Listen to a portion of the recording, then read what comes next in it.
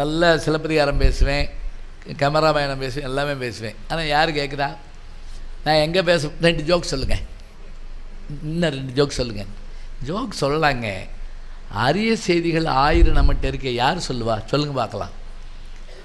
என்னுடைய YouTube channel பார்க்குறவங்க இருந்தீங்கன்னா தெரிஞ்சுக்கங்க, சித்திர சிலம்புன்னு ஒன்று பேசியிருக்கேன். நான் சிலப்பதிகாரத்தை 1 மணி 40 நிமிஷம் பேசியிருக்கேன். அதாவது சிலப்பதிகாரம் முழுமையும் பேசி முடிக்கக்கூடிய ஒரு வசதி எனக்கு கிடைச்சது. அதில் ஒரு செய்தியை சொல்கிறேன், நீங்கள் ஞாபகம் வச்சுக்கோங்க. ஒரு செய்தி என்ன தெரியுமா? இரு கடிதங்கள்னு ஒன்று வருங்க. இரு கடிதங்கள்லாம் என்ன தெரியுமா? மாதவி 2 கடிதம் தான் எழுதினா.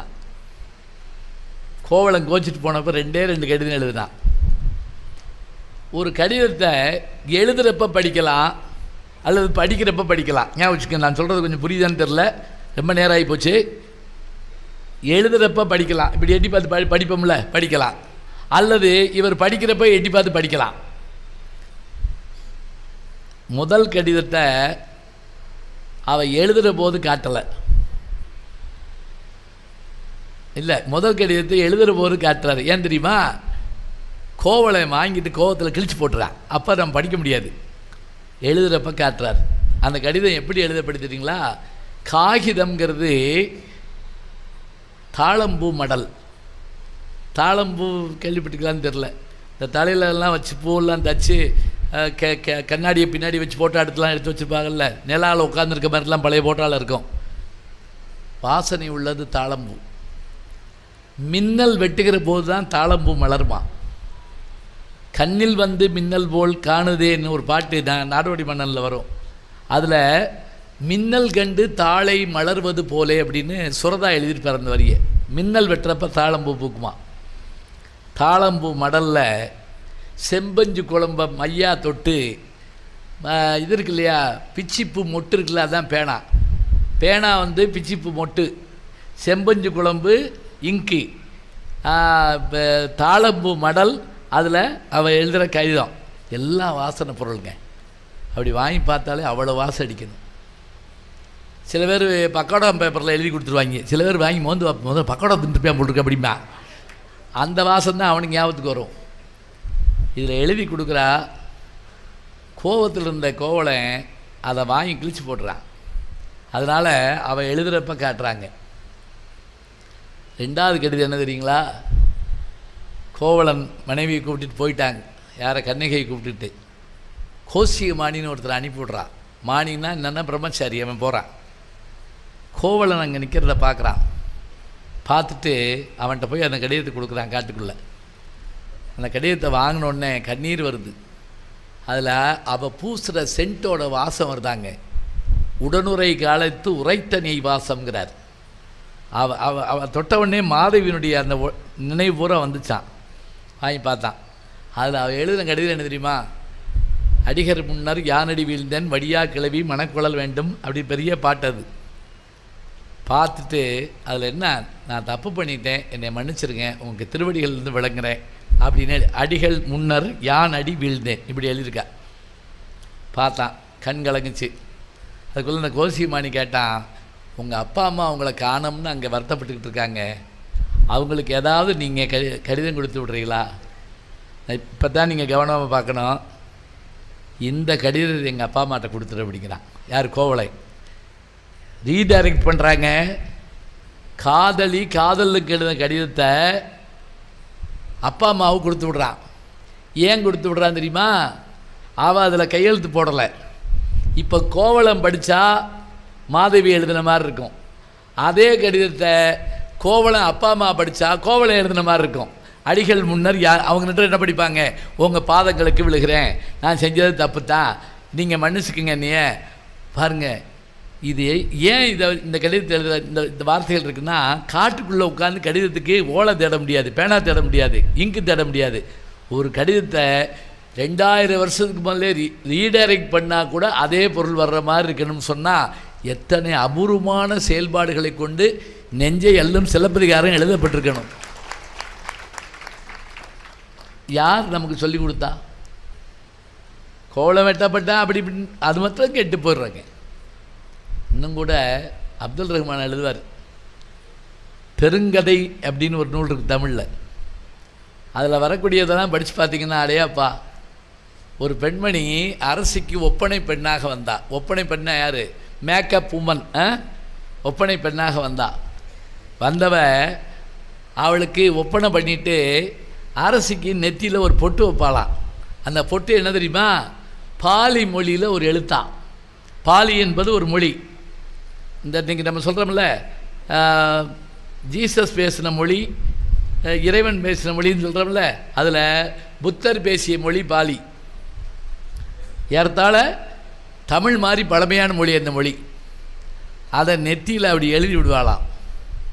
இதை போய் அந்த அரசி தன்னுடைய கணவன்கிட்ட காட்டுவாளாம்.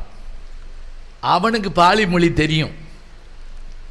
அவன் உடனே என்ன பண்ணுவானா, அந்த இது யார் அப்படின்னு கேட்பானா. ஒரு புதுசாக ஒருத்தி வந்திருக்கா வேலைக்கு, அவள் தான் இந்த பொட்டு வச்சா, நல்லா இருக்கா, இதை காட்டில் நான் நல்லா வச்சு விட்றேன் அப்படின்ட்டு அவன் அதை லேசாக அழிச்சிட்டு இவன் அதில் பாலி மொழியில் எழுதி விட்டுருக்கான். இவன் போய் அங்கே காட்டியிருக்கான். அவள் பார்த்துட்டு இதான் எழுதினாரு, இரு நான் உனக்கு வேறு எழுதுகிறேன். 2 பேர் லவ் லெட்ரு எழுதியிருக்காங்க. பொண்டாட்டி நெத்தியில் லவ் லெட்ரு எழுதி விட்ட ஒரு செய்தி. இவோ 2 பேர் மாறி மாறி நம்மளை மேக்கப் பண்ணுறாளாக்குன்னு நினச்சி போயிட்டு வந்துக்கிட்டு இருக்கா. இது இருக்குங்க இலக்கியத்தில். ஆச்சரியத்தில் ஆச்சரியம். சிலப்பதிகாரம் சொல்கிறோம். என் கமராமேனத்தில் எடுத்து பாருங்களேன். கமராமேனத்தில் ராமனுடைய ஓரில் ஓர் சொல், ஓரில் ஓர்வில் ஓர் சொல், ஒரு வார்த்தை ஒரு அம்பு ஒரு மனைவி சொல்கிறோம்ல. ராமன் சிரித்து பேசின இடம்னு எங்கேயாவது இருக்கா? கேள்விப்பட்டிருக்கீங்களா? எப்போவும் பாவம் சீரியஸாகவே இருக்க வேண்டும். சிரித்து பேசியிருக்காருங்க. எங்கே தெரியுங்களா? சூர்பனகிட்ட தான் சிரித்து பேசுகிறாரு. சூர்பனகை அழகிய பெண்ணாக வர்றா. வந்தால் அவள் என்ன பண்ணுறா, ராமன் மேலே காதல் கொண்டு சிரிச்சு பேச அவரும் சிரிச்சு பேசுகிறாரு. கல்யாணம் ஆயிடுச்சா அப்படின்னு கேட்குறா. என்னமோ சொல்லிக்கிட்டு இருக்காரு. அதுக்குள்ளே சீதை வந்துட்டாங்க. எப்போவுமே அப்படித்தான் நடக்கும். பார்த்துருக்கீங்களா? ஒருத்தர் என்ன பண்ணியிருக்கேன், அவர் கல்யாண வீட்டில் போய் ஒரு அழகான பெண்ணை பார்த்து, மிஸ் ஒரு 10 நிமிஷம் உங்கள்கிட்ட பேசலாமா? எதுக்குன்னு கேட்டுக்கான். என் பொண்டாட்டியை காணும். அதுக்கு ஏன் என்கிட்ட பேசுகிற? இல்லை, நான் எந்த அழகான பெண்கிட்ட பேசினாலும் என் மனைவி எங்கே இருந்தாலும் வந்துடுவாங்க. என்னங்க அப்படி இந்த வந்துட்டாங்க, நன்றி. கரெக்டாக சீதை வந்துட்டாங்க. இப்போ சூர்பனகை சொன்னா, வர்றவ அரக்கி அழகி மாதிரி வர்றா, இவ தான் அரக்கி. அவளை சொல்கிறான். ஐயோ, அதோடு மட்டும் ராமன் சொன்னால், என்னையே கேட்காத, என் தம்பி ஒருத்தருக்கேன், அவனை போய் கேளு. அப்போவும் ஜாலியாக அனுப்பி விட்றாப்புல. அவள் போய் அங்கே போய் மூக்கெல்லாம் அறுபட்டு போயிட்டான்னு வச்சுக்கோங்க. ராமன் அந்த சிரித்து பேசின இடம்ங்கிறது ஆச்சரியமாக இருக்கும். ரமணர் சிரித்து பேசின இடம்னு ஒன்று பார்த்திங்கன்னா ஆச்சரியமான இடம். நேற்று கூட கேவிகே பெருமாள்னு டெல்லி தமிழ் சங்கத்துக்காரர் எழுதியிருக்காருங்க தினமணியில். ரமணர் ஞானியான பிறகு அங்கே திருவண்ணாமலையில் உட்காந்துருந்தாராம். எல்லாரும் அவரை பார்க்க வந்தாங்களாம். அவங்க பழைய வாத்தியார் வந்திருக்காரு. வந்த உடனே அவர் எந்திரிச்சு கும்பிட்டுருக்கார் ரமணர் மகிழ்ச்சி. கும்பிட்ட உடனே அந்த பழைய வாத்தியார் இப்படி வாயை பற்றிக்கிட்டு, உங்கள்கிட்ட ஒரு கேள்வி கேட்கலாமா அப்படின்னாராம்.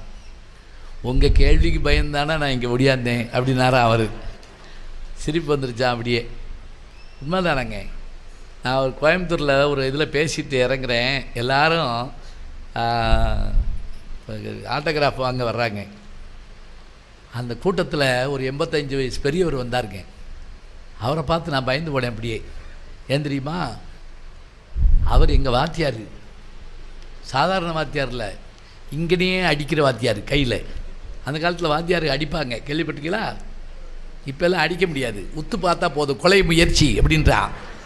உடனே போலீஸ் வந்துடுது.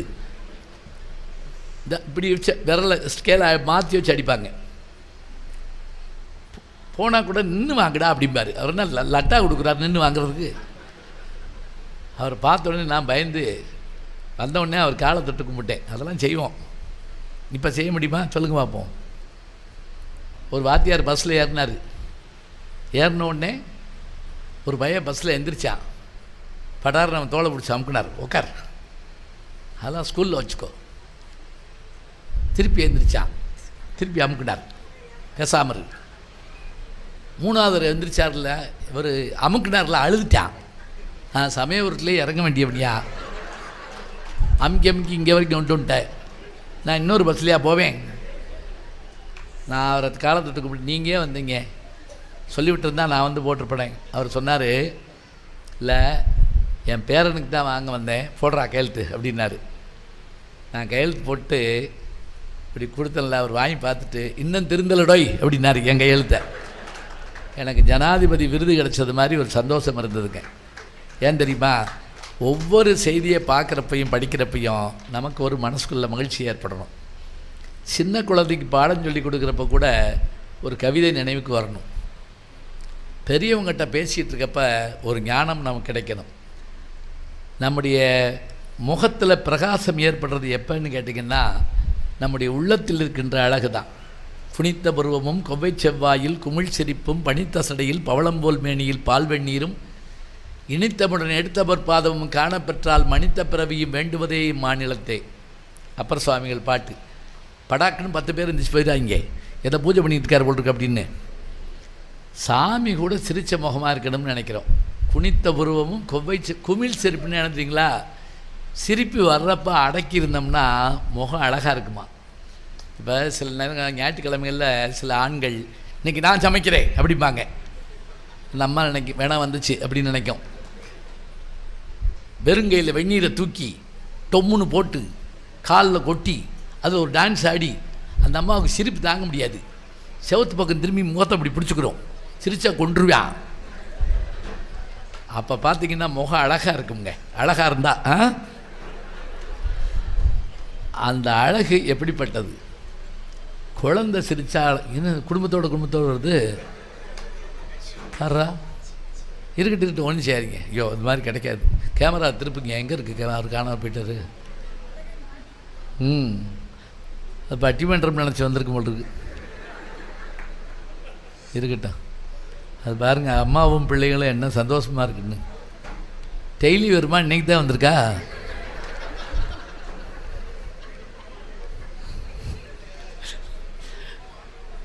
இல்லை ஒன்றும் பண்ணிவிட்றாங்க. அதை எனக்கு இதை பார்த்த உடனே ஒரு ஜோக்கு ஞாபகத்துக்கு வருது, அதையும் சொல்லிவிட்றேன். லண்டனில் ஒரு பேராசிரியருக்கு என்ன வேலைன்னா, மாதம் புது மொழியாக படிச்சுக்கிட்டே இருப்பாராம். புது மொழியாக படிக்கிறது. அந்த அம்மா வந்துக்கிட்டே இருக்குமா, எதுக்கு படிச்சுக்கிட்டே இருக்கீங்க எப்போ பார்த்தாலும் புது மொழியை படித்தேன்னு. கொஞ்ச நாள் போய் ஃப்ரெஞ்சு மொழி, கொஞ்ச நாள் கழித்து கிரேக்க மொழி, லத்தீன் மொழி இப்படி படிச்சுட்டே இருந்திருக்காரு. கொஞ்ச நாள் கழித்து ஹீப்ரு மொழி படிக்க ஆரம்பிச்சிட்டார். அதான் இயேசுநாதர் பேசின கிளை மொழி, அதையும் படிக்க ஆரம்பிச்சிட்டார். இப்படி இவர் படிச்சுக்கிட்டு இருந்தாரா, அந்த சமயத்தில் லண்டனில் ரயில்வே ஸ்டேஷனில் குண்டு வெடிச்சிருச்சு. தீவிரவாதிலாம் தப்படி ஓடி போயிட்டா அவங்க கூட்டு வந்த நாய் ஒன்று நின்று வச்சு நாயை பிடிச்சி வச்சுட்டாங்க. இதை வச்சு அவங்கள பிடிக்கணும். இப்போ இந்த நாய்க்கு அவங்க பாஷை தெரியும், இதுக்கிட்ட அவங்க பாஷையில் பேச ஆள் வேணும். யாரான்னு பார்த்தாங்க, நம்ம ஆள் கிடச்சாரு. யார் தினம் இப்போ மொழி படிக்கிறாருல அவர் கிடச்சாரு. அவர் கூட்டத்தை உட்கார வச்சாங்க. அவர் ஒரு 15 நாளாக அந்த நாயோட ஒவ்வொரு மொழியிலையாக பேசுகிறாருங்க. ஒரு ஆர்டர் கொடுக்குறார், கமான் இங்கே வா ஈட்டரா என்னென்னமோ சொல்லி பார்க்குறாரு. கடைசி என்ன பண்ணாருங்களா, சமீபத்தில் படித்த மொழி இருக்குல்ல, அந்த ஹீப்ரு மொழியில் சொன்ன உடனே டக்குன்னு இந்த நாய் எந்திரிச்சு வந்துருச்சுங்க. இந்த மொழி தான் அவங்க பயன்படுத்துகிறாங்கன்னு கண்டுபிடிச்சாச்சு. இதை வச்சு போலீஸ் ரைடு பண்ணி இந்த மொழியினுடைய கோடுகளை கண்டுபிடிச்சி அவங்கள பிடிச்சாச்சு. உடனே அரசாங்கம் அவரை கூப்பிட்டு, பல கோடி பேருடைய உயிரை காப்பாற்றுறதுக்காக உங்களுக்கு அரசாங்கம் விருது தரப்போகுது, என்ன வேணும்? வீடா, காரா, நிலமா, பேங்க் பேலன்ஸா, என்ன வேணும்? அவர் சொன்னார், எதுவும் வேண்டாம், இந்த நாய் வேணும் அப்படின்னாரு. எதுக்குன்னு கேட்டாங்க அவங்க எல்லாம். நான் இந்த மொழியை படித்தப்ப என் மனைவி என்னை வஞ்சாங்க, எந்த நாய் கேட்க போதுங்கிறதுக்காக நீ இதை படிக்கிறேன்னு கேட்டாங்க. இந்த நாய் தான் அதுன்னு காட்டுறதுக்காக கூப்பிட்டு போகிறேன் அப்படின்னாராம். இருக்கட்டும், பரவாயில்ல. இல்லை, நமக்கு உன்னை பார்த்த உடனே உன்னோடு ஒரு தொடர்புடைய ஒரு விஷயம் நினைவுக்கு வருதுன்னு சொன்னால் அதுதாங்க நமக்கான அனுபவம். எங்க சாப்பிட்ட சோறு சாப்பிட்ட வரைக்கும் நல்லா இருக்கும், உண்ட உணவு உண்ட வரைக்கும் நல்லா இருக்கும். ஆனால் நாம் ஒரு செயல்பாட்டை சொல்ல சொல்ல அதை நினச்சி பார்க்குறப்பெல்லாம் நல்லாயிருக்கும்.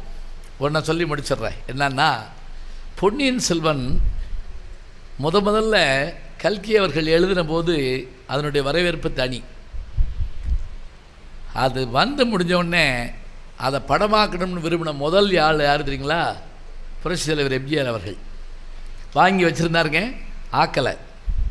ஆனால் அப்போ நாங்களாம் பேசிக்கிடுவோம், இது மாத்திரம் எடுக்கப்பட்டா எம்ஜிஆர் தான் ராஜராஜ சோழன், அதே மாதிரி இவர் தான் அவர், வீரப்பா தான் பழுவேற்றாயர், அப்போ வைஜெயந்தி மாலா தான் நந்தினி, இப்படிலாம் பேசிக்கிட்டு இருப்போம்.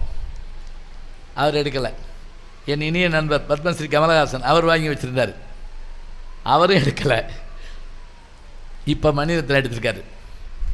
ஏன் எடுக்கலைன்னு ஒரு நானும் ஒரு கமலஹாசன் அவர்கள் பேசிகிட்டு இருக்கப்போ ஒரு விஷயம் சொன்னாங்க. என்ன தெரியுங்களா? கல்கி அவர்கள் எழுதிட்டு போயிட்டார், மணியம் போட்டார் படம், மணியம் செல்வம் படம் போட்டார், அப்புறம் பல பேர் படம் போட்டாங்க. ஆனால் எல்லார் மனசுலேயும் ஒரு நந்தினி உண்டு.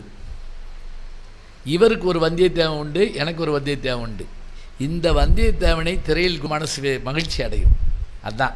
இப்போ ஒன்றும் இல்லை, ஸ்லேடுன்னா என்ன, ஒரு வாத்தியார் பாடம் நடத்திக்கிட்டு இருந்தார். திடீர்னு ஒரு பாட்டு வந்துச்சு, இதை பாடுனா நல்லா இருக்கும்னாரு. ஒரு பையன் எந்திரிச்சு என்ன கேட்டான், ஐயா உங்களுக்கு பாட தெரியுமா அப்படி தானே கேட்கணும்.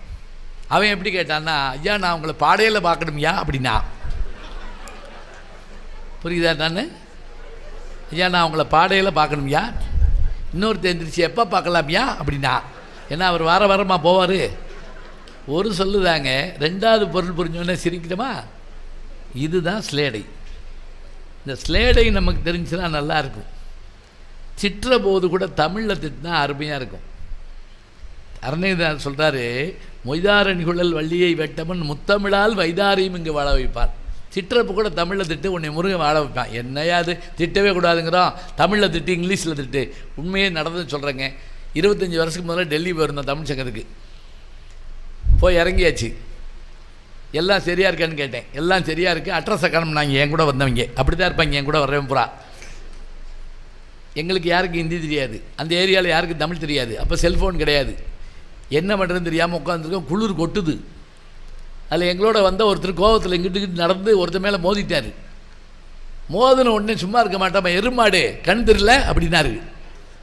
அவன் உடனே அவர் கையை பிடிச்சிக்கிட்டான். எருமாடா நீங்கள் தமிழ்நாடா அப்படின்னு கேட்டான். சொல்லிவிட்டு அவன் என்னைய பார்த்தான்.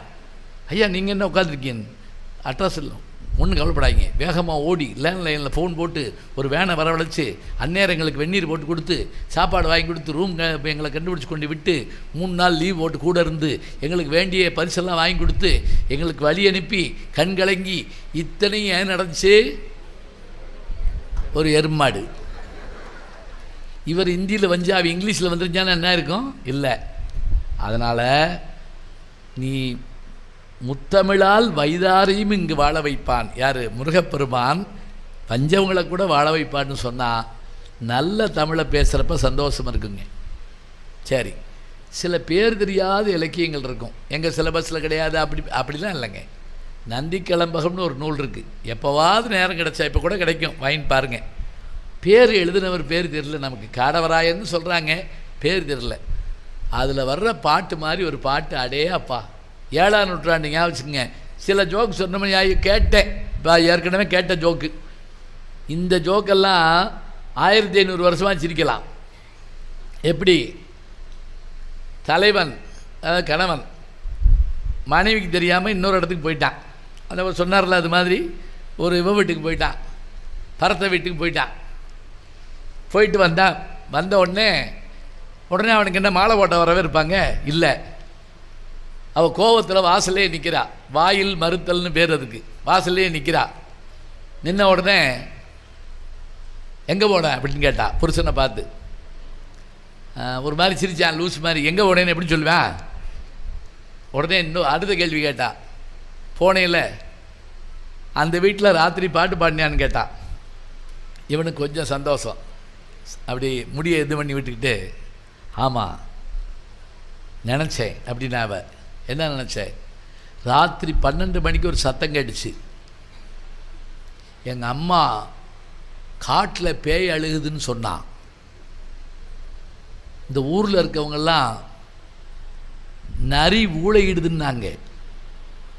என் தோழி நாயாத்தான் இருக்குன்னு சொன்னான். நான் நீயாத்தான் இருக்கும்னு சொன்னேன்.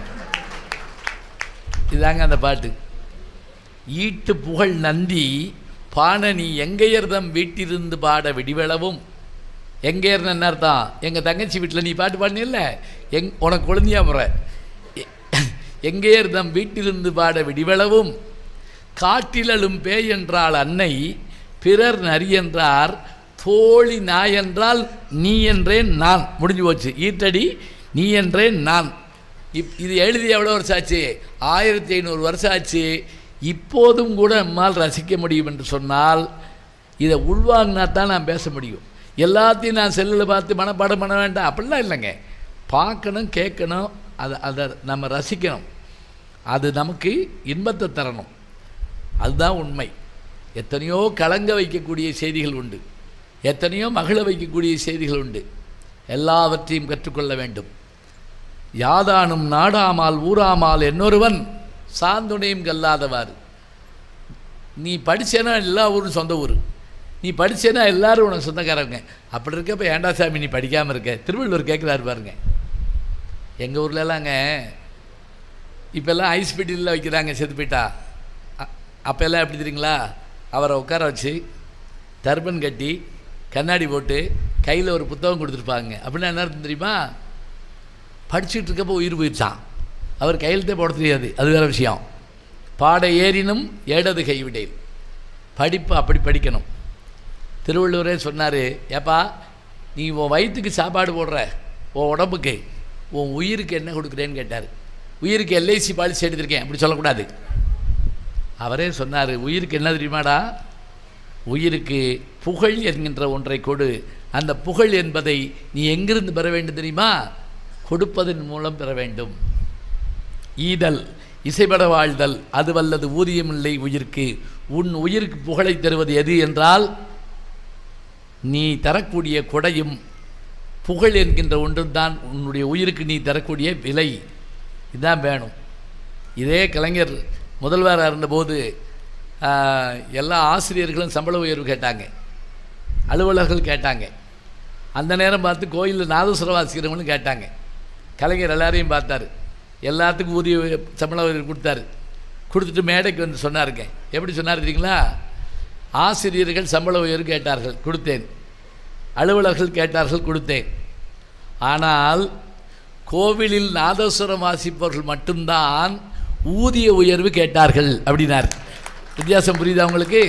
எல்லாரும் ஊதிய உயர்வு தான் கேட்டாங்க, ஆனால் இவர்கள் மட்டும்தான் உண்மையான ஊதிய உயர்வு கேட்டாருங்கன்னா இந்த ஊதியங்கிற சொல்ல அவர் எங்கேருந்து எடுத்தார்னு கேட்டால் அவர்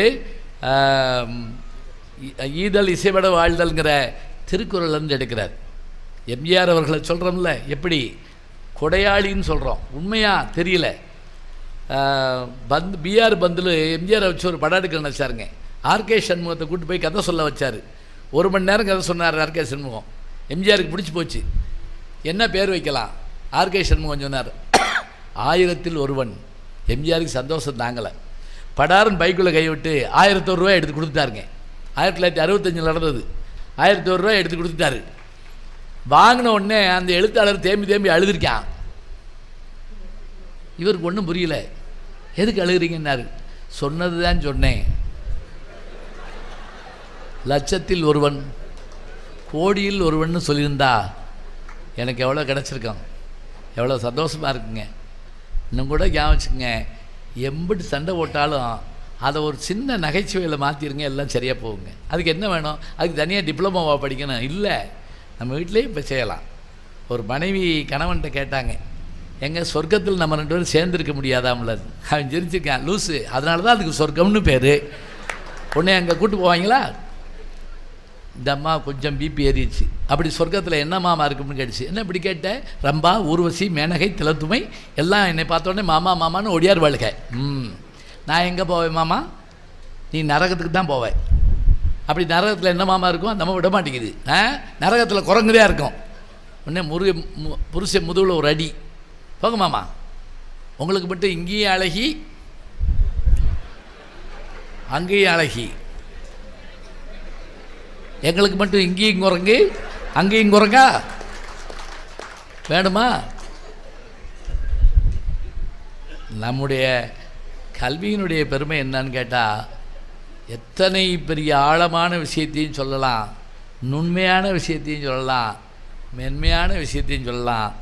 நாம் கற்கும்போது இனிமையாக கற்போம், கற்றதை இனிமையாக மற்றவருக்கும் தருவோம். அதுதான் கல்வி அழகு. நன்றி, வணக்கம்.